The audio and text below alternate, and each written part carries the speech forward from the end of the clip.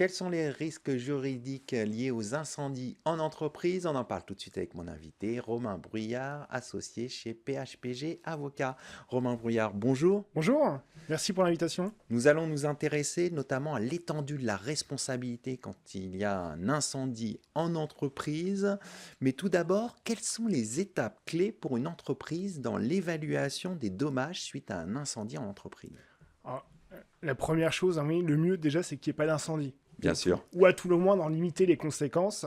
Et ça passe notamment par le respect d'un certain nombre de textes réglementaires en matière de, par exemple, de coactivité, donc de plan de prévention, de plan feu quand vous allez travailler par point chaud.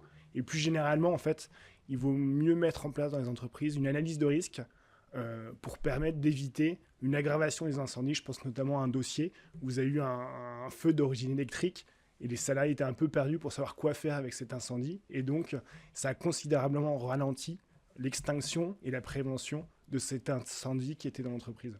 Donc au départ, il faut faire beaucoup de prévention. Il y a des responsables incendies, c'est ça? C'est ça, avec un certain nombre de textes qui vous obligent à identifier les risques qui sont dans votre entreprise pour les prévenir et faire en sorte que l'incendie ne survienne pas, ou s'il survient, d'en limiter les conséquences. Et après, pour répondre plus précisément à votre question sur l'évaluation des dommages, au final, ça suit un processus relativement classique qu'on peut voir comme dans d'autres sinistres comme des dégâts des eaux, avec une déclaration à son assureur. On va mandater un expert qui va ensuite évaluer les dommages, et s'il y a un accord sur l'indemnité, il y aura un paiement qui sera effectué par l'assureur à l'entreprise victime de l'incendie. Alors l'incendie a eu lieu, on a vu la question de l'évaluation du préjudice, mais l'entreprise évidemment elle veut faire vite, réparer la pièce endommagée, voire la totalité de l'entreprise. Comment doit-elle s'y prendre pour être indemnisée rapidement?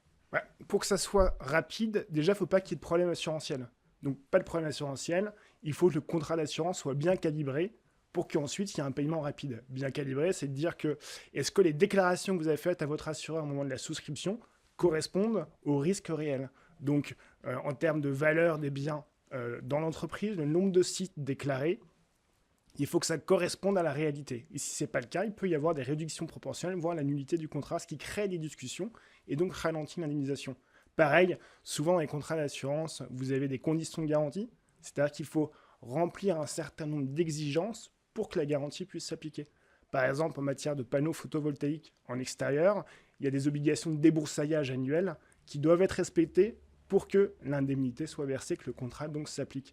Et pareil, il faut qu'il y ait faire en sorte qu'il n'y ait pas d'exclusion de garantie qui puisse vous priver de votre indemnité. Je pense notamment à une décision récente où vous aviez une société qui fabriquait des feux d'artifice, il y avait une clause d'exclusion de sa police qui excluait tout ce qui était explosion provenant d'explosifs, ce qui vidait la garantie de sa substance.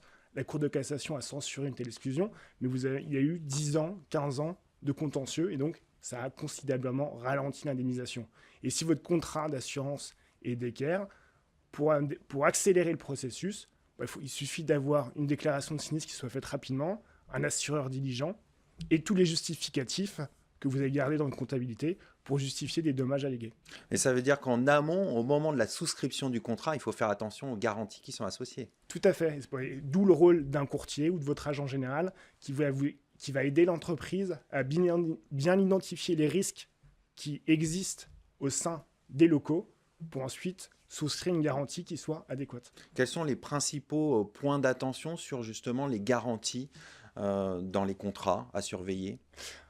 Les principaux points d'intention tiennent notamment à la valeur des biens, à l'activité, parce que l'activité peut changer en fait au gré de l'évolution d'une société. Vous allez acheter d'autres entreprises, vous allez développer d'autres activités et vous ne pensez pas toujours à le déclarer à votre assureur pour qu'il puisse lui garantir ces nouvelles activités que vous développez. On va s'intéresser maintenant à l'étendue de la responsabilité de l'entreprise en cas d'incendie. Quels sont les facteurs qui déterminent la responsabilité de l'entreprise? Au cabinet, on est souvent en fait interrogé par les assureurs dommages, donc qui vont indemniser l'entreprise victime d'incendie ou directement par l'entreprise sur le recours à exercer et donc la responsabilité et donc arriver à identifier un potentiel responsable. Et en fait, un des points centraux en matière d'incendie, c'est la distinction cause-origine. En fait, l'origine, c'est arriver à localiser le point de départ de l'incendie et la cause, c'est pourquoi ça a pris feu. Je reprends l'exemple des panneaux photovoltaïques. L'origine, ça veut dire qu'on va pointer le départ de l'incendie qui est né dans un onduleur.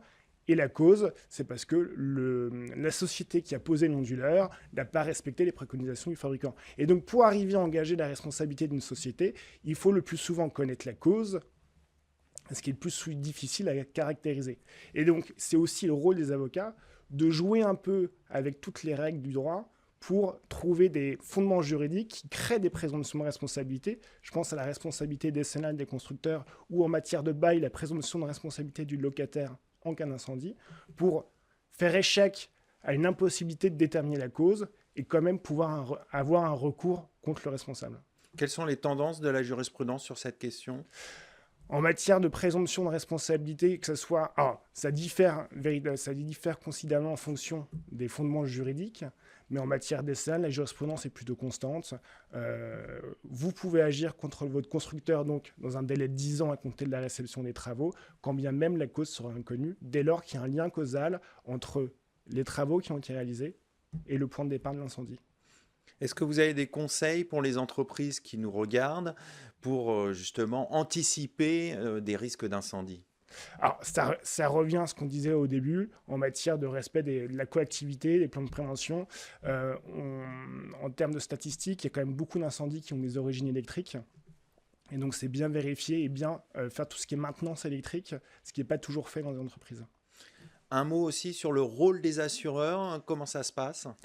Les assureurs ont un rôle central en matière d'indemnisation parce qu'à la fois, vous le retrouvez aux côtés de la victime pour l'indemniser, c'est ce qu'on appelle un assureur dommage, et vous le retrouvez à côté des responsables, ça va être l'assureur soit décennal pour les constructeurs, ou soit une assurance responsabilité civile professionnelle qui va venir aux côtés de l'entreprise responsable pour prendre en charge le sinistre, ou à tout le moins la plus grande partie. Alors aujourd'hui, comment les entreprises gèrent les sinistres en général, au-delà des incendies ? Alors, la gestion de sinistre passe notamment par leur assureur qui va missionner un avocat, un expert. Et le plus souvent, en fait, vous avez des expertises judiciaires parce que vous avez un dossier qui est à la frontière entre le juridique et la technique. Le juge, quand il est saisi d'un dossier, n'est pas en mesure de déterminer la cause d'un incendie ou plus généralement, en fait, la cause d'un désordre, d'un dommage. Et donc, il va confier le dossier à un expert judiciaire dont le rôle sera de rendre un rapport déterminant l'origine, la cause du dommage subi par la victime, à charge ensuite pour les parties d'agir contre le responsable qui aura été identifié dans le rapport. Et les expertises, ça peut durer longtemps ? Très longtemps. Mais on a quand même plutôt une tendance à limiter la durée. On a eu des expertises qui duraient une dizaine d'années, sachant que plutôt la moyenne, c'est plutôt entre 2 et 5 ans. D'accord. Donc attention quand même, c'est des procédures qui sont longues et être bien entouré évidemment d'avocats experts sur ces questions. Voilà. Et c'est vrai que souvent les victimes d'incendie sont tiraillées en fait entre deux choses, entre, comme vous l'avez dit en introduction, entre le besoin de redémarrer rapidement et la nécessité, notamment pour l'assureur qui veut exercer un recours, la nécessité de trouver un responsable. Et pour trouver un responsable, il faut faire des investigations, parfois recourir à une expertise judiciaire, et ça prend du temps, et ce qui empêche un redémarrage rapide. Mais les victimes ont quand même intérêt à agir et à trouver un responsable quand c'est possible, parce que ça leur permet de se faire indemniser des éventuelles découvertes de garantie en termes de franchise, plafond ou de poste non indemnisé. On va conclure là-dessus. Merci Romain Brouillard. Je rappelle Merci. que vous êtes avocat associé au sein du cabinet PHPG Avocat. Merci. Tout de suite, l'émission continue. On va parler des pièges fiscaux à éviter quand on veut se développer à l'international.